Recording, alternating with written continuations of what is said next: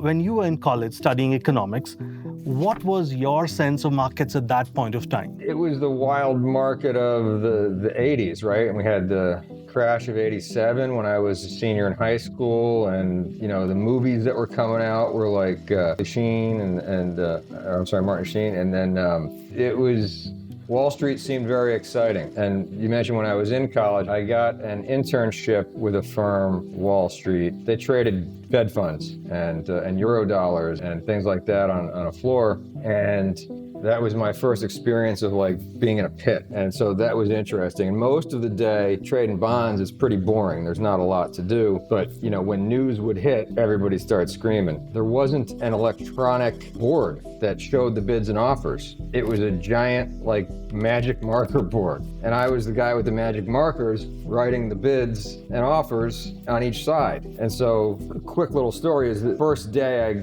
I got to work there, I was a junior in college and I was always good at math, and the guy says to me, how are you at math? I'm like, good. He says, you know your fractions? I was like, yeah. And he goes, no, you don't. Not when you got 30 people screaming at you. You got to know, what's higher or lower, 3/64ths or, 1/16th, and everybody's yelling at you. So go sit in the corner and study your fractions for a couple hours. And so, that was what I did. I wrote the bids and offers on the board in magic marker. And we had like 3 different magic markers in our hands, different colors for different banks and things like that. So it was interesting. So that was a great experience. And a couple things I learned there was it can be exciting, but it also requires a lot of patience. There's a lot of sitting around. People don't trade. You don't want to trade just to trade, right? You got to wait for your opportunities.